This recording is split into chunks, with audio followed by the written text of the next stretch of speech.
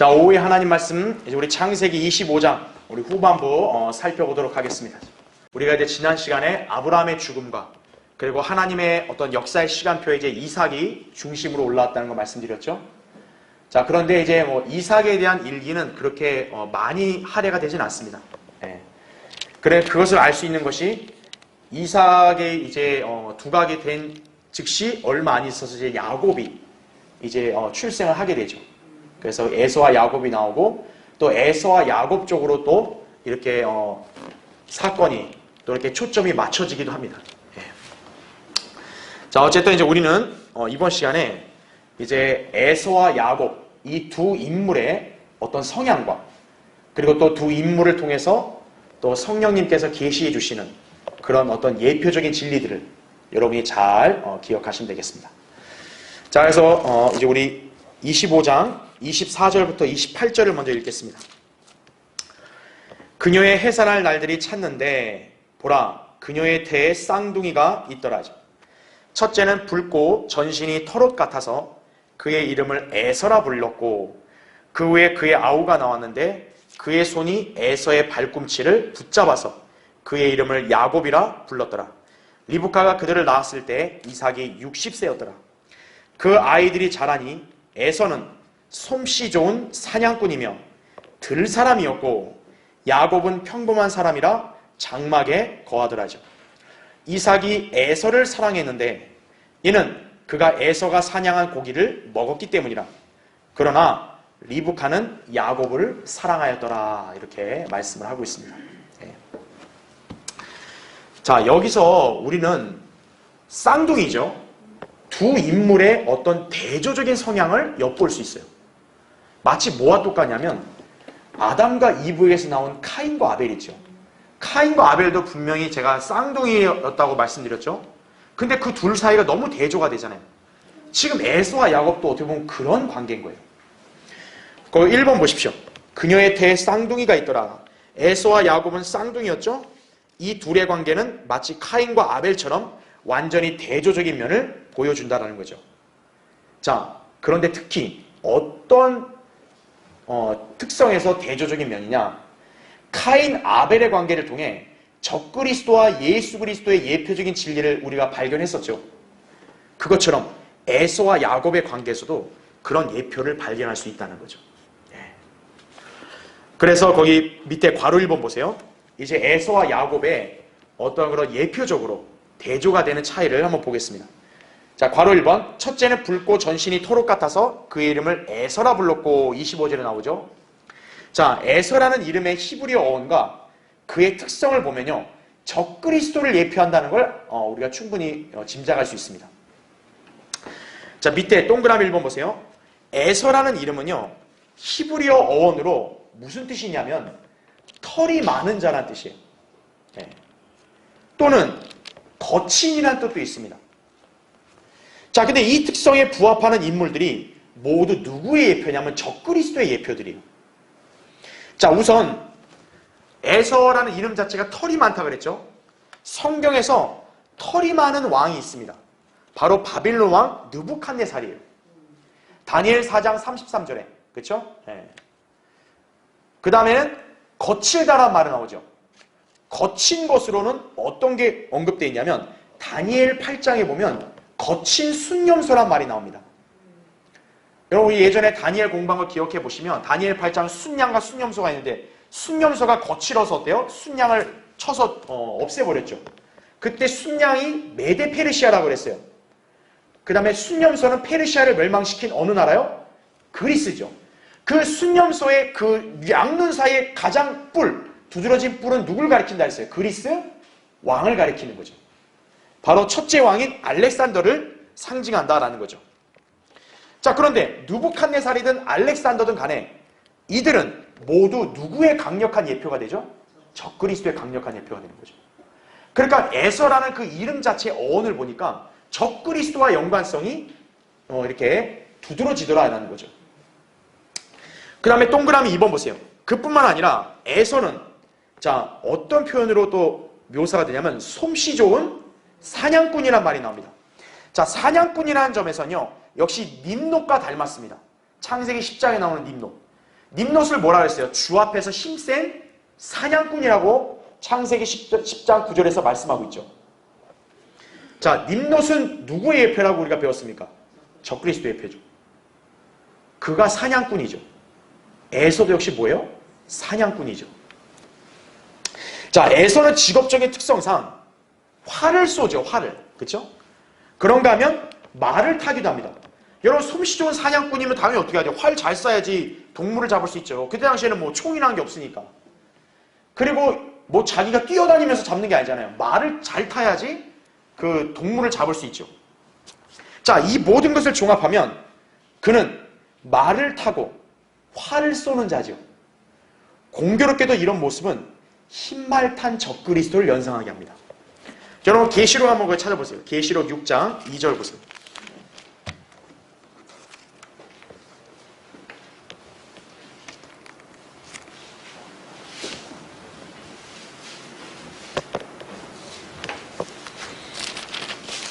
자, 계시록 6장 거기 2절을 보면요. 내가 보니 보라 흰말 한 마리가 있는데 그 위에 탄 자가 자, 뭘 가졌다고 나와요? 활을 가졌더라. 그에게 한 면류관이 주어졌고 그는 나가서 정복하고 정복하려 하더라. 이렇게 말씀하죠. 일반 교회들은요, 여기 흰말 탄 자를 예수 그리스도라고 해석을 하는 거예요. 굉장히 치명적인 오류죠. 만약에 이게 예수 그리스도라고 해석을 해버리면 어떻게 돼요? 에서하고 예수님이 닮은 꼴이 돼버리는 거예요. 안 맞죠? 예수님이 흰말 탄 거에 대해서는 요한계시록 19장에 나와 있다고 제가 누누이 여러분에게 설명드렸죠. 여기 계시록 6장에는 흰말 탄 자는 면류관도 한 개죠. 그리고 이 자는 입에서 칼이 나오고 이게 아니라 활을 가졌다고 나오죠. 예. 그리고 이 자는 계속 정복을 해나가죠. 정복. 한 번에 정복을 하는 게 아니라 정복을 계속 해나가는 거죠. 예. 바로 세상을 지배하려는 적그리스도를 예언하고 있는 거죠. 그래서 계시록 6장에 나오는 적그리스도, 이 적그리스도의 모형이 되는 인물이 또 에서라는 거죠. 왜냐하면 에서는 사냥꾼이니까. 예. 그래서 이 에서라는 어원 자체만 보면 굉장히 예언적으로 보면 적그리스도를 암시하는 거라 볼 수 있는 거죠. 자, 그 다음에 괄호 2번 보세요. 그 후에 자, 그의 아우가 나왔는데 그의 이름을 뭐라고 불러요? 야곱이라 불렀더라. 적그리스도가 등장한 이후에 그리스도께서 나타나신다는 순서적인 측면에 따라 야곱이 에서 이후에 등장을 하죠. 그러니까 이 순서도 아주 굉장히 신비로운 거예요. 카인과 아벨도 어땠어요? 카인이 먼저 나오고 아벨이 나왔죠. 그렇죠. 하나님께 제사 드리는 것도 카인이 먼저 갔고 아벨이 갔죠. 에서와 야곱도 쌍둥이지만 누가 먼저? 에서가 먼저 나오죠. 그 다음에 야곱이 나오죠. 장차 경륜적으로 보면 예수 그리스도가 오시기 전에 누가 먼저 오는 거예요? 적그리스도가 먼저 오는 거죠. 그것을 우리가 엿볼 수 있다, 그죠? 자, 다음 페이지 넘어오셨죠? 자, 야곱이란 이름을 보면요, 나중에 이제 하나님께서 야곱을 이스라엘이라 부르십니다. 근데 여러분 잘 보세요. 이스라엘이라는 단어의 뜻이 뭔지 아세요? 하나님의 통치자라는 뜻이에요. 하나님의 통치자는 누구예요? 예수 그리스도죠. 이러한 측면에서 야곱은 예수 그리스도의 예표가 된다. 이렇게 이해하시면 되는 거죠. 자, 그래서 한번 정리를 먼저 하고 갈게요.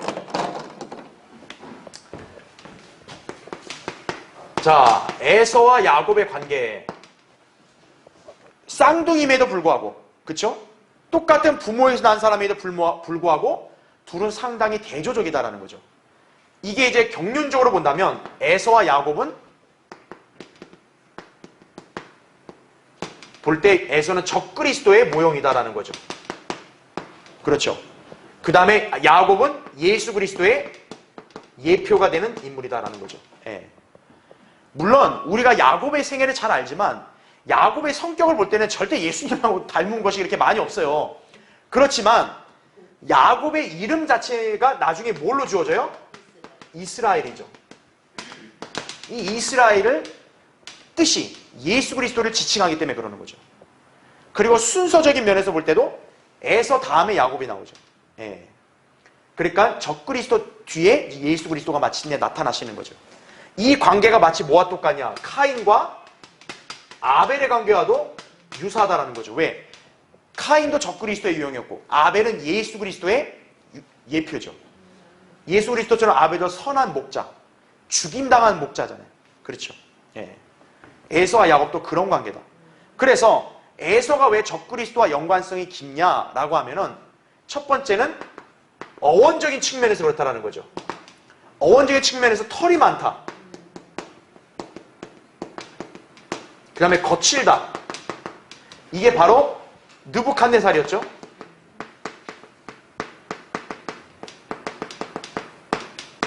느부갓네살. 그 다음에 거친 거는 알렉산더. 그리스 왕. 순념소. 이런 어원적인 측면이 있는 거죠. 그렇죠? 그 다음에 또 직업적인 면에서 보면 에서는 바로 뭐다? 사냥꾼이다. 마치 누구랑 똑같은 거예요? nimrod과 똑같은 거죠. 그래서 사냥꾼의 특징이 뭡니까? 말을 타죠. 그렇죠? 그 다음에 뭐를 들어요? 손에? 활을 들죠. 그래야 사냥을 하니까. 그렇죠? 여러분 활을 쏠 때 어떻게 쏩니까? 손가락 이렇게 해서 당기는 거죠. 이게. 예. 이게 이제 적그리스도가 평화를 상징하는 제스처로 쓴다고요. 그러니까 오늘날 여러분 보세요. 이거 별로 안 좋은 거예요. 이 손가락은. 예, 이거 막 사람들이 막 좋아하잖아요. 이게 평화, 화평을 이루자 이 뜻이에요. 이게 이제 뭐냐면 바로 적그리스도가 활을 당길 때 하는 손가락 제스처인 거예요. 그러니까 우리 그리스도인들은 제가 늘 이렇게 가끔 웃으면서 얘기하지만 이런 거 자주 하는 거 안 좋은 거예요. 예, 예, 그럼 별로 안 좋아요. 자, 말과 활, 바로 사냥꾼을 나타내는 것이죠. 예. 그 다음에 또 이게 있어요. 이게 어원적인 것도 있지만 하나 더. 에서는요, 여러분 에돔이란 말로 또 나중에 불리잖아요. 에돔, 그렇죠? 붉다, 붉은이잖아요. 여러분 이게 에돔이 유대인식의 말로 하면 뭔지 아세요? 로마입니다. 로마. 에서가 에돔으로 불리죠. 에돔을 히브리식의 언어로 다른 뜻으로 표현하면 뭔지 아세요? 로마예요. 로마. 그래서 에서하고 로마는 같다고 보시면 되는 거예요. 여러분 로마가 어디예요? 세상을 만약에 상징하죠. 그리고 제일 중요한 건 로마에서 결국 누가 나옵니까? 적그리스도가 나오는 거죠. 그렇죠. 로마 카톨릭, 그렇죠? 예. 그리스도인들을 박해하는 그런 제국과 종교죠. 바로 에서라고. 예.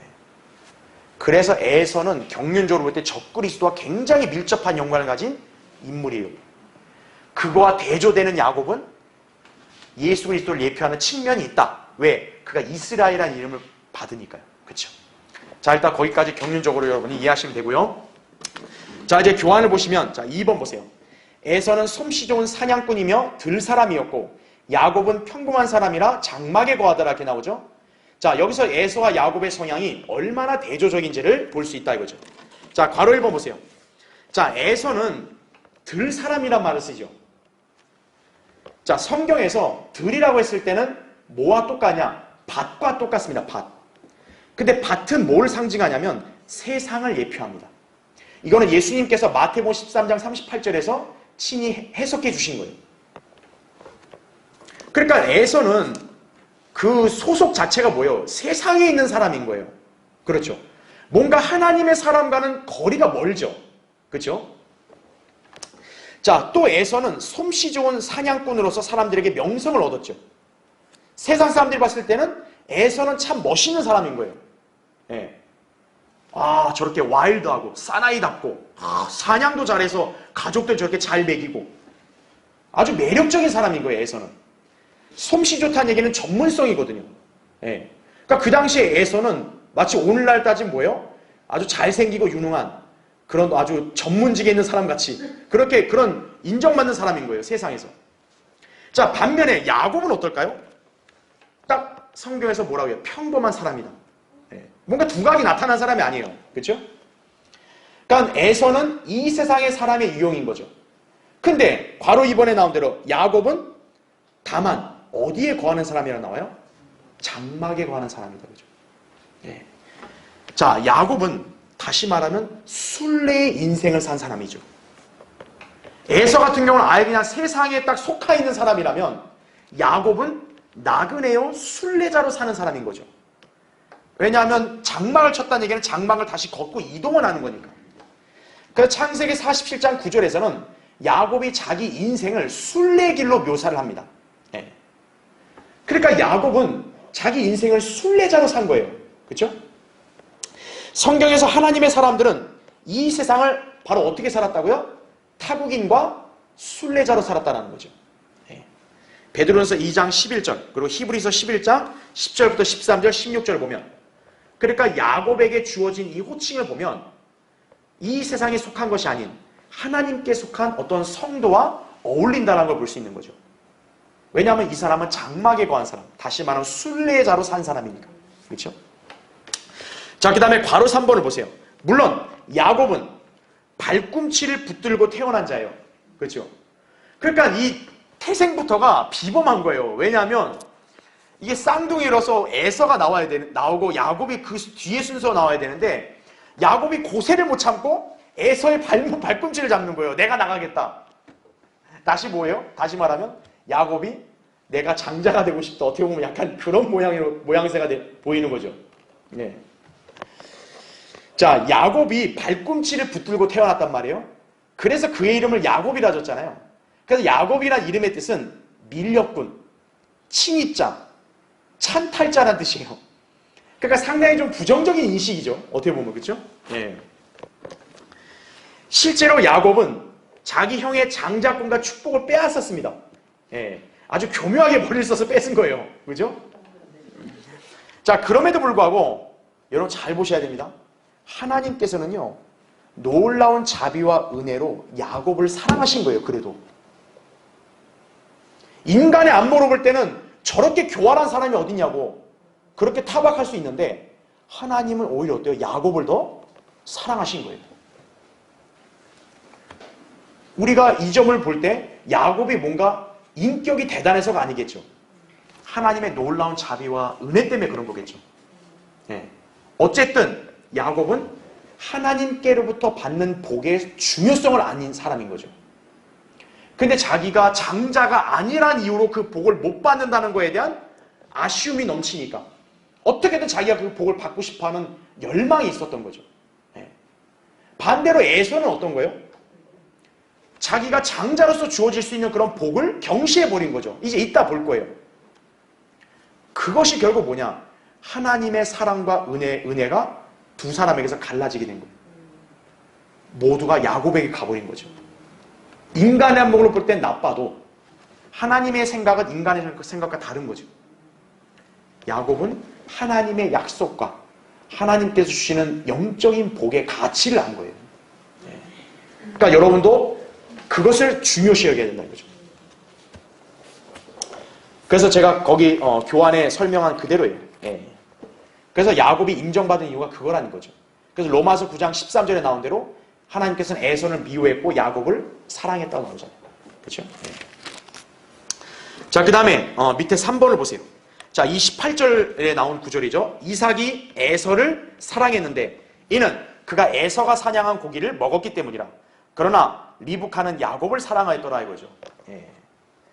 보통 이제 우리가 인간적인 관점을 보면 아버지보다는 어머니가 이렇게 좀 자녀를 더 잘 알죠. 예. 보통 아버지들은 다 단순해서 자기한테 잘해주면 다 효자인 줄 알죠. 아버지들은. 자, 이삭은 에서를 사랑해요. 왜 그럴까요? 에서가 자기 아버지를 잘 떠받드는 거죠. 막 사냥한 고기 잘 먹여주고. 그러니까 이삭은 자기 장남 때문에 아주 잘 먹는 거예요. 그러니까 에서가 이렇게 이뻐 보일 수가 없는 거예요. 이삭의 편의 동기는 순전히 뭡니까? 자기 배를 위한 거죠. 자기 배. 예. 아, 이 큰아들이 나를 잘 먹여준다. 이거. 오늘날 따지면 막 용돈도 잘 갖다 주고 막 잘해주죠. 아, 네가 최고다. 이삭이 자기 큰아들을 편애한 건 그것 때문인 거예요.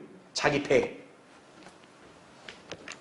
창세기 27장 4절 7절 뒤에 나중에 우리가 보겠지만 아주 재미난 그런 사건을 보게 될 거예요. 결국 이삭은 그 자기 배를 위한 동기 때문에 결국 자기 작은 아들 야곱에게 속임을 당하죠. 결국에. 그죠? 자, 그러나 리브카는 야곱을 사랑했다 이거죠. 그럼 왜 리브카는 야곱을 사랑했을까요? 이게 야곱이 집안일을 잘 도와줬다, 뭐 어머니한테 사글사글하게 해줬다, 이 개념이 아니에요. 리브카는요, 하나님께서 그에게 계시하신 예언을 믿었기 때문에 그런 거예요. 우리가 지난주에 배웠죠. 리브카 태안에 두 아이들이 서로 싸우니까 리브카가 주께 물었더니 주님이 형이 아우를 어떻게 한댔어요? 섬긴다. 그 말인즉 형보다는 하나님께서 누구를 더 높인 거예요? 아우를 높인 거죠. 리브카는 바로 그 예언을 알기 때문에, 그러니까 리브카는 큰아들 에서가 아니라 작은아들 야곱을 사랑한 거예요. 그리고 여기서 이삭과 리브카의 차이가 보이는 거죠. 네, 그렇죠. 자, 그럼 이제 4번을 보세요. 한편 리브카가 하나님처럼 야곱을 사랑했다는 점에서 경륜적인 진리를 엿볼 수가 있다는 거죠. 자, 보세요. 이건 좀 설명을 우리 유튜브 보신 분들을 위해서도 좀 해야겠어요. 리브카는요, 누구를 예표한다고 제가 말씀드렸습니까? 우리 그리스도의 몸된 교회를 예표하죠. 그럼 이거 잘 보세요. 리브카에게는 쌍둥이 아들이 있어요. 둘 다 귀한 아들 아니겠어요? 에서하고 야곱이죠. 그런데 리브카는 누구를 사랑해요? 야곱을 사랑합니다. 자, 여기서 우리가 중요한 어떤 교훈을 받아야 됩니다. 그게 뭐냐면, 야곱은 결국 뭡니까? 이스라엘이죠. 그렇죠? 아까 에서는 제가 에돔, 뭐와 똑같다 그랬어요? 로마와 똑같다 그랬죠. 그렇죠? 그래서 우리 교회는, 로마는 세상을 또 예표하기도 하죠. 세상을 사랑하면 안 되고 이스라엘을 사랑해야 된다는 교훈을 받을 수 있는 거예요. 리브카가 야곱을 사랑했죠. 바로 교회는 이스라엘을 사랑해야 된다는 거예요. 교회가 로마를 사랑하면 돼요, 안 돼요? 안 된다는 거죠. 교회는 이스라엘을 사랑해야 되는 거예요. 근데 오늘날 대다수의 교회들은 어때요? 이스라엘을 미워하죠.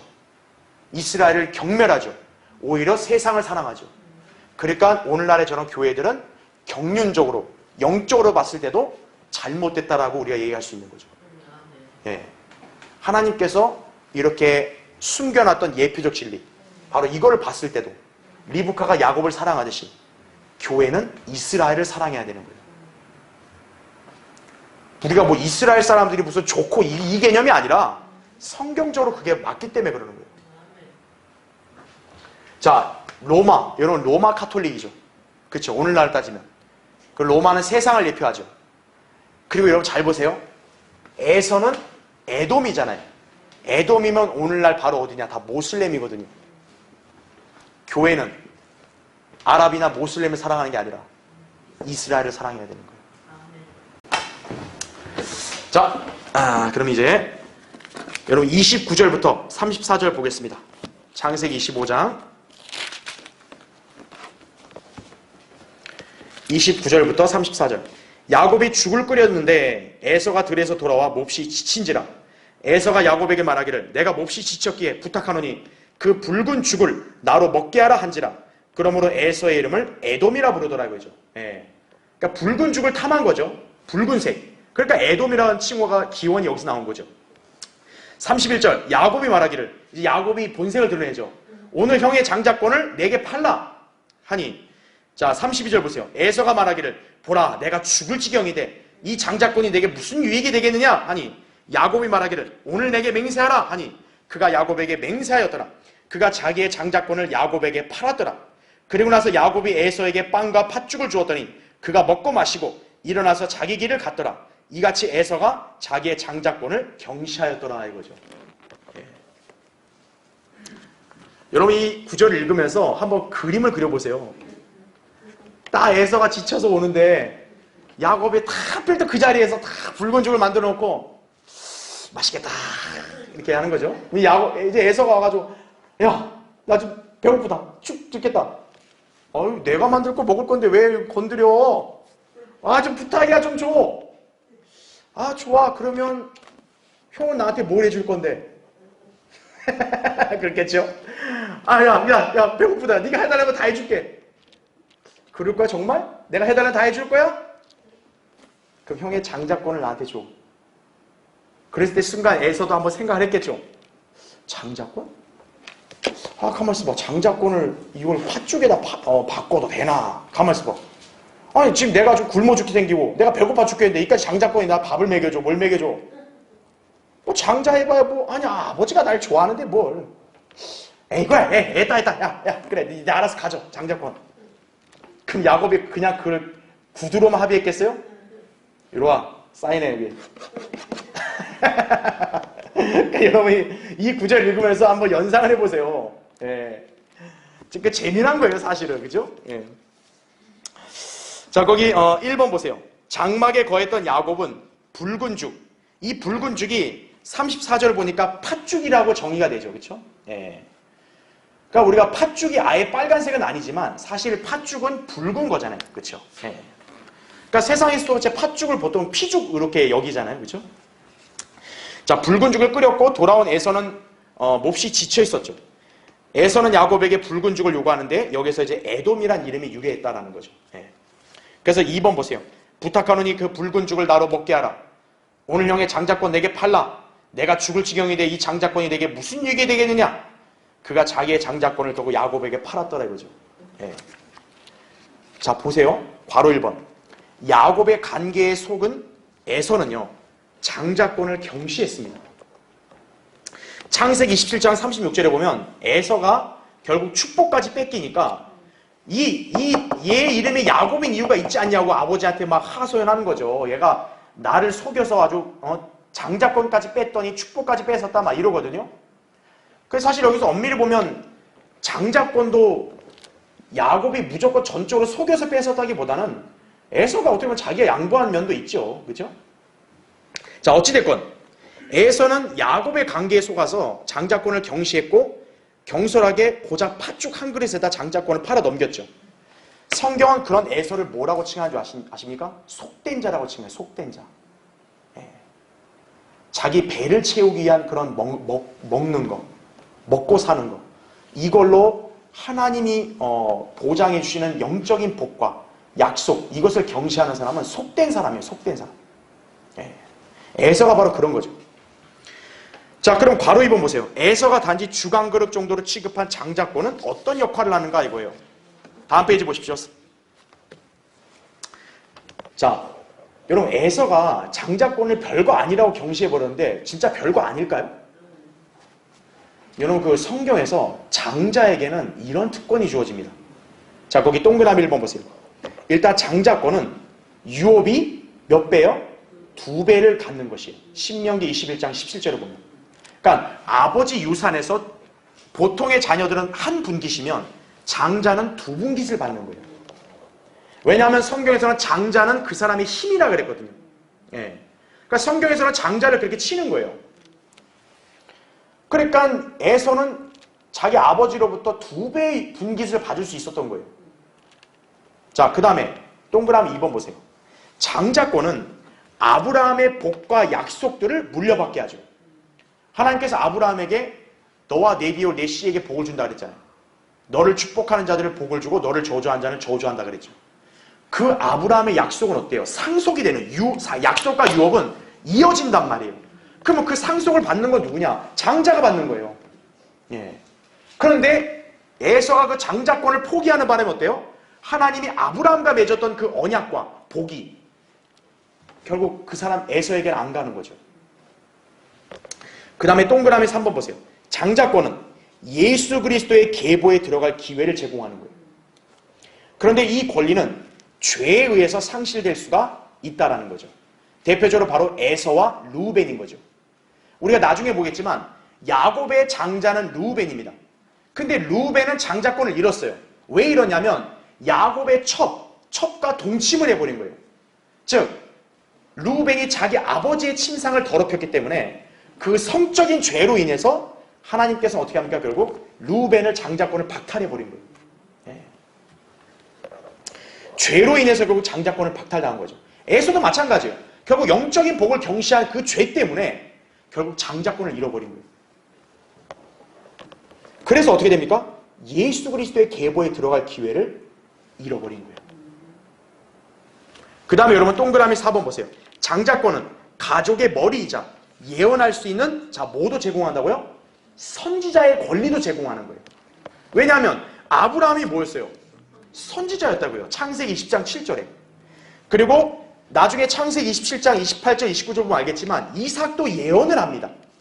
결국 이삭도 자기 아버지로부터 선지자로서의 그런 어떤 지위를, 그쵸, 물려받은 거죠. 그러니까 장자권에는 하나님의 말씀을 받을 수 있는 선지자로서의 그런 지위까지 있는 건데 그걸 어떻게 한 거예요? 에서는 다 잃어버린 거예요. 뭐 때문에? 팥죽 한 그릇. 그 배양 한 끼 채우려고. 선지자가 될 권리도 잃어버린 거다 이거죠. 그러니까 에서는 선지자라는 말이 불리지 않잖아요. 그렇죠? 자, 그래서 여러분 거기 잠깐 찾기 전에 여기서 다시 한번 설명드릴게요. 자, 여기 장자권을 보면요. 아까 제가 설명할 때 했던 내용들을 다시 한번 좀 개요를 정리할게요. 먼저 장자권에서 첫 번째 특권은 아까 얘기했다시피 아버지의 유업의 2배 분깃을 받는다라는 거죠. 이게 신명기 21장 17절의 말씀입니다. 2배 분깃.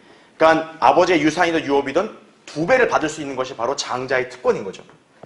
자, 두 번째는 특히나 이 장자, 아브라함의 자손의 입장에서 장자는 굉장히 중요하죠. 왜냐하면 아브라함의 어떤 복, 하나님께서 아브라함과 맺은 그 약속, 이런 모든 것들을 다 장자가 상속받을 수 있는 권한이 있는 겁니다. 그렇죠? 예. 그 다음 세 번째는 뭐냐? 이것도 이제 가장 중요합니다. 메시아의 신, 예수 그리스도의 계보에 들어갈 수 있는 거죠. 그래서 마태복음 1장에서 유대인의 왕이시고 온 세상을 통치하실 예수 그리스도의 계보의 시작은 아브라함부터 시작을 하죠. 그래서 아브라함, 이삭, 야곱 이런 식으로 장자권은 바로 그런 권한이 있는 거죠. 그런데 이제 아까 제가 얘기한 대로 이 장자권에서 예수 그리스도의 계보는 이렇게 상실이 될 수도 있다라는 거죠. 죄로 인해서. 그렇죠? 그 다음 네 번째는 선지자. 그러니까 선지자, 하나님의 말씀을 받아서 전하는 그러한 영적인 지위까지도 이 장자권에 다 포함이 되어 있는 거죠. 자, 얼마나 놀라운 이 특권입니까? 그런데 에서는 이 장자권의 이 가치를 보지 못하고 고작 팥죽 한 그릇에 팔아 넘긴 것이. 오늘날 팥죽 얼마입니까? 한 9,000원이면 하나요? 아, 9,000원 팥죽 한 그릇이 더 좋다 이거예요. 이게 뭐가 중요하냐 이거죠. 근데 우리가 웃을 게 아니라요, 에서처럼요 어리석은 그리스도인 성도들이 많다라는 것이에요. 우린 그 경각심을 가져야 됩니다. 자, 그럼 전 여기서 이제 이 장자권과 연관해서 여러분에게 좀 설명드리고자 하는 게 뭐냐면, 방금 제가 이 예수 그리스도의 계보가 들어갈 수 있지만 상실할 수 있다라고 했죠. 뭐 때문에요? 죄 때문입니다. 그래서 이제 지금 우리가 볼 게 아브라함부터 야곱까지는요, 이 장자권이 주어져서 이 모든 권한들이 한 사람에게 다 갔는데 이제 야곱 때에 이르러서는 이게 좀 분산이 됩니다. 자, 아브라함 있죠? 이삭 있죠? 야곱 있죠? 이렇게 한 사람에게 다 장자권이 주어져서 다 모든 권한들이 이어졌어요. 그래서 아브라함의 하나님, 이삭의 하나님, 야곱의 하나님 그러죠. 그런데 이제 야곱이 12아들들을 낳게 되면서 이 야곱이 가지고 있던 장자권이 한 사람에게 가지 않고 이게 약간 분산이 됩니다. 자, 먼저 야곱의 장자는 우리가 잘 아는 르우벤이죠. 그렇죠? 그러니까 르우벤은 야곱에 뒤이어서 이런 모든 권한들을 다 가질 수 있었던 거예요. 그런데 르우벤은 이 장자권을 상실합니다. 뭐 때문에요? 성적인 죄 때문에. 자기 아버지의 침상을 더럽히는 그런 간음의 죄를 짐으로 인해서 결국 르우벤은 이 장자권을 상실해버리는 거죠.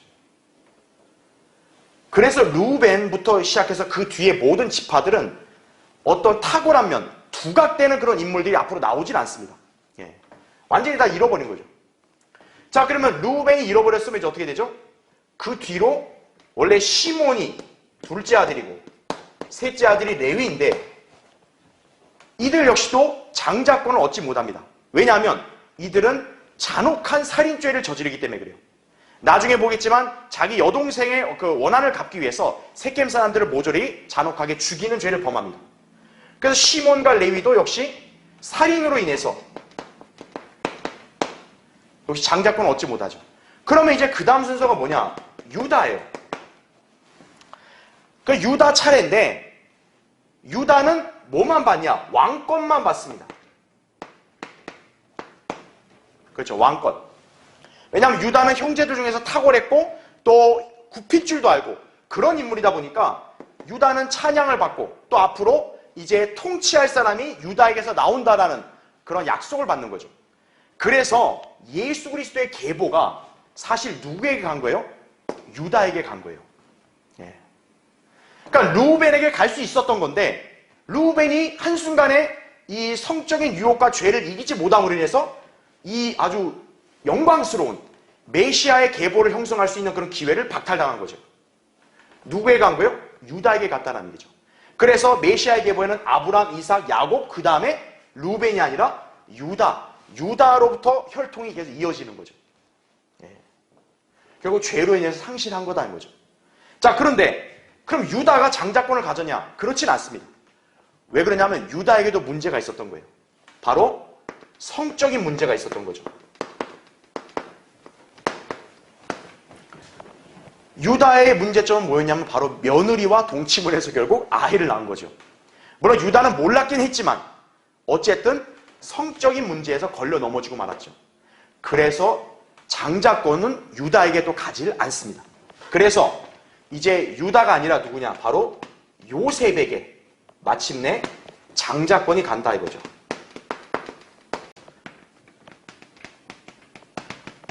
역대기상 5장 1절에 보면 바로 왕권은 유다에게 있지만 장자권은 요셉에게 있다 이렇게 기록이 되어 있습니다. 왜 그러냐면 요셉은 성적인 유혹과 시험을 이겼거든요. 루벤과 유다 자기 형들은 실패했지만 요셉은 이겼거든요. 예. 요셉은 신실했죠. 결국 요셉은 장자권을 얻음으로써 아버지의 2배의 분깃을 받게 되고 결국 요셉의 두 아들은 야곱의 한 지파, 야곱의 아들들과 같은 위치에서 지파를 형성해서 요셉의 두 아들, 그래서 야곱의 12지파 중에 2지파를 형성하게 되는 거죠. 자, 결국 요셉은 장자권을 받았다. 하지만 유다는 왕권을 받았다. 그래서 예수 그리스도의 계보는 유다로 이어진다. 그러니까 루벤은 사실 이 모든 것을 다 본인이 받을 수 있는 특권이 있었는데 죄로 상실해버린 거죠. 루벤뿐만 아니라 지금 야곱의 형이 누구요? 에서도 상실해버린 거예요. 에서가 만약에 장자권을 중시 여기고 이걸 하나님의 복을 그대로 받기를 갈망하고 지켰다면 아브라함, 이삭, 에서의 하나님이 될 수 있었겠죠. 아브라함에 주신 땅에 관한 약속도 에서에게 주어질 수도 있었겠죠. 그런데 그 경솔하게 고작 팥죽 한 그릇 자기 배를 채우기 위해서 이 위대한 특권을 가진 복을 버려버렸다는 얘기죠. 예. 그 얼마나 안타까운 일입니까? 그렇죠? 예. 그러니까 우리 그리스도인들은 영적으로 교훈을 받아야 되는 거예요. 하나님께서 우리에게 예비하시고 약속하신 그 복을 소중히 여겨야 한다는 거죠. 그것을 더 중시 여기고 그것을 내가 얻을 수 있도록 이 땅의 삶을 살아야 되는 거죠. 그래야 에서나 루벤 같은 그런 어리석은 자가 되지 않는 것이다. 그렇게 기억하시면 되겠습니다. 자, 그럼 이제 성경 한번 찾아볼게요. 여러분 히브리서 12장 한번 보세요. 히브리서 12장 거기 16절 17절 보시면요. 자, 히브리서 저자는요. 에서가 야곱과 리브카의 계획으로 인해 훗날 축복을 뺏긴 것도 모두 그가 저지른 어리석은 실수 때문임을 시사하고 있다라는 거죠.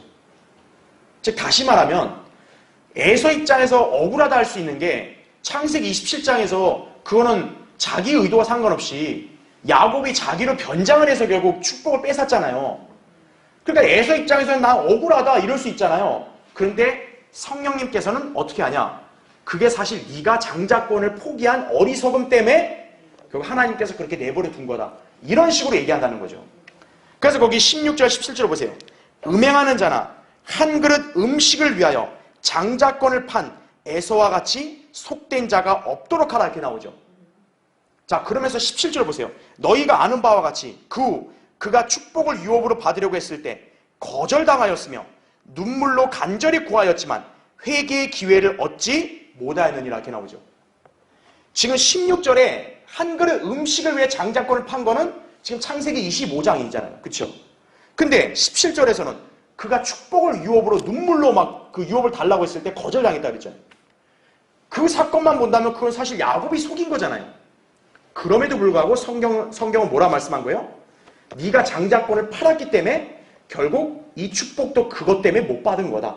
이렇게 하나님이 말씀하는 거죠. 표면적으로는 야곱이 속인 걸 하지만 사실은 뭐예요? 하나님께서 아예 에서한테 기회를 안 줘버린 거란 얘기죠. 만약에 야곱의 행동이 하나님 보시기에 완전 잘못된 거면 들통나게 하죠. 하나님이. 하나님께서 이삭을 통해 야, 쟤 야곱이야. 쟤 네 큰아들 에서 아니야. 이렇게 말씀하셨을 거 아니겠어요? 왜? 이삭도 선지자니까. 그렇죠? 하나님이 선지자한테 계시할 수 있잖아요. 근데 하나님이 이삭한테 그런 얘기 해요? 안 해요? 안 해준다고요. 물론 이삭이 지금 육신의 자기 필요 때문에 그렇게 하는 것 때문에 그런 것도 있지만 사실은 뭐예요? 하나님께서는 이미 에서에게 그 축복을 주기를 거절하신 거란 얘기죠. 그러니까 그렇게 속이는 것을 그냥 놔둬버리신 거죠. 그러니까 히브리서는 지금 그걸 말씀하고 있는 거예요. 결국 에서가 마치 억울하다는 듯이 축복을 못 받아서 막 눈물로 구하는데 못 받았잖아요. 그게 바로 왜 그러냐면 그가 장자권을 판 어리석은 실수 때문에 하나님께서는 아예 축복도 못 받게 하신 거다. 지금 이렇게 말씀하는 거죠. 자, 그럼 이제 3번을 보세요. 교환에. 자, 에서가 장자권을 팔아버린 이 사건은 경륜적으로 아주 중요한 의미를 암시하는데요. 바로 대환란 기간에 구원을 잃어버린 사람의 예표가 되는 거예요. 왜냐하면 아브라함의 언약 중에서요. 땅에 대한 언약, 곧 땅에 대한 상속권을 포기한 것이나 다름없었기 때문이다라는 거죠. 그러니까 지금 아까도 얘기했다시피 장자권 2분기 주어지고 결국 아브라함의 복 안에는 땅에 관한 유업도 있잖아요. 그것도 장자에게 주어지는 건데 에서가 그거를 팥죽 한 그릇으로 포기해버렸잖아요. 결국 땅에 대한 유업도 어떻게 된 거예요? 잃어버린 거죠. 결국 이건 뭐냐면 환란 성도, 환란 시대에 구원을 잃어버린 사람의 예표가 된다는 거죠. 환란 시대에 구원을 잃어버린 사람들은 나중에 어떻게 합니까? 천년왕국에서 누릴 안식의 땅의 유업을 포기한 것이 되는 거죠.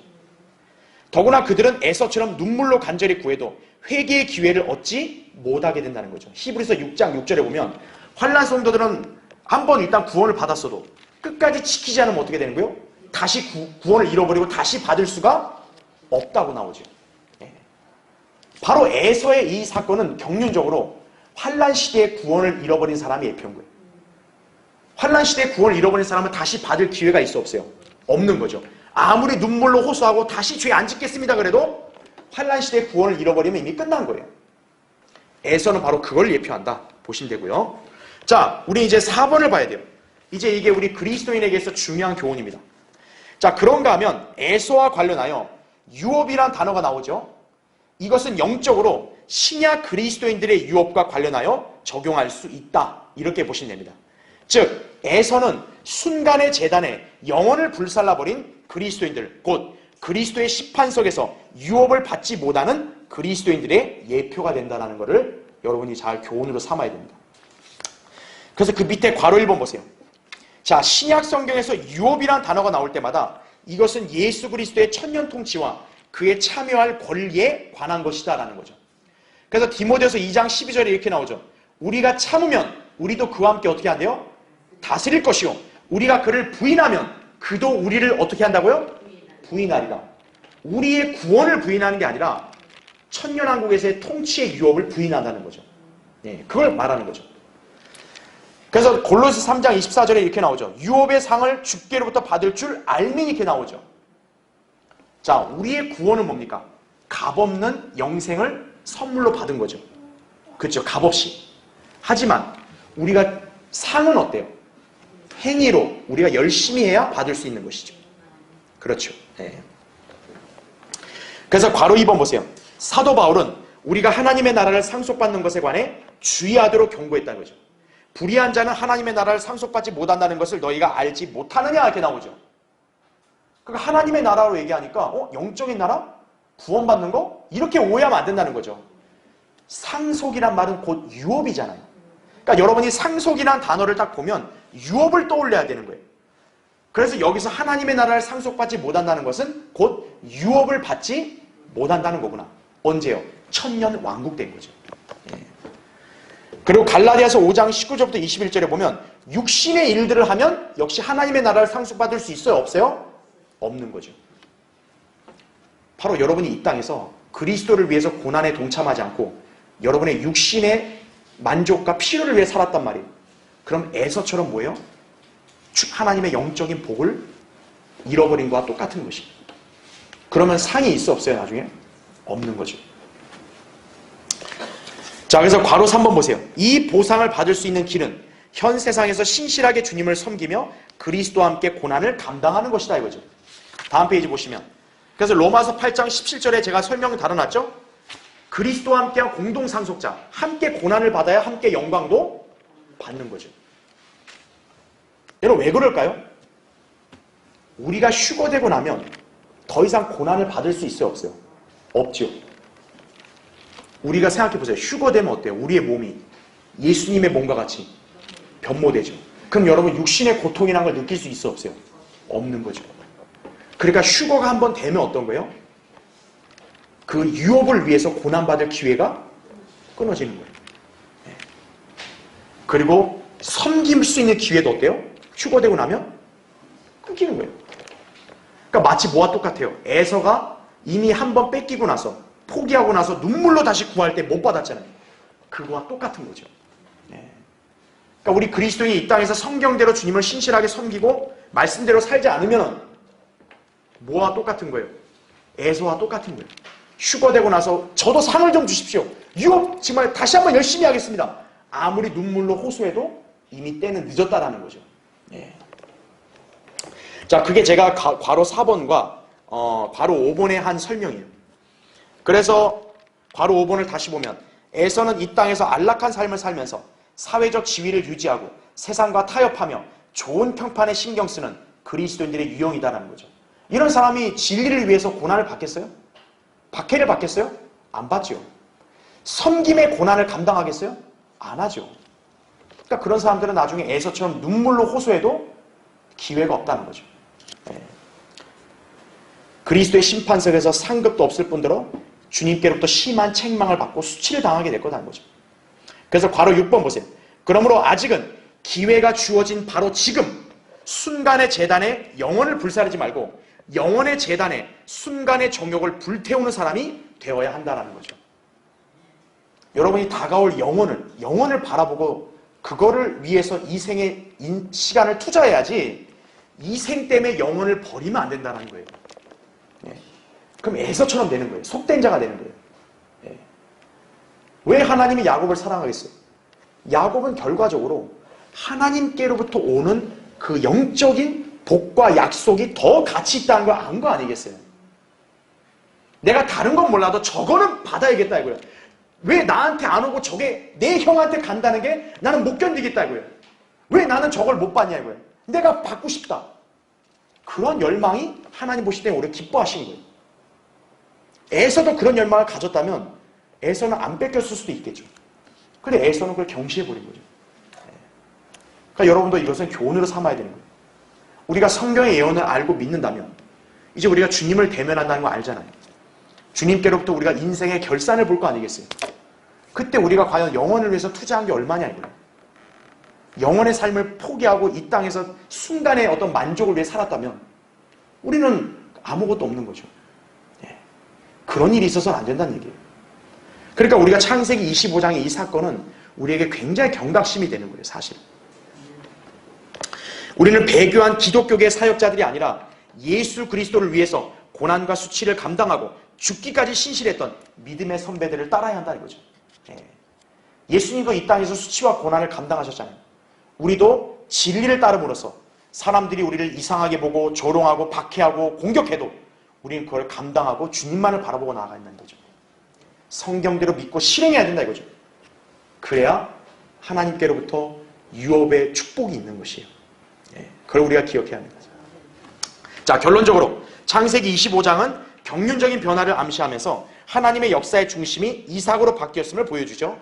그러면서 이스라엘의 조상이 되는 야곱이 등장하고 있다 이거죠. 그리스도인은 에서와 야곱의 관계를 통해서 영적인 것들을 육신적인 것들보다 더 중시해야 함을 배워야 한다 이거죠. 특히 에서가 한순간의 어리석은 실수로 엄청난 것을 상실했음을 그리스도인들은 교훈으로 삼아야 돼요. 이를 위해서 우리는 하늘나라에 갈 준비를 잘하고 있는지를 숙고해 보아야 한다는 거죠. 자, 거기 마시라는 분이 말한 것을 읽고 마칠게요. 자, 이분이 우리에게 이런 경종을 울렸어요.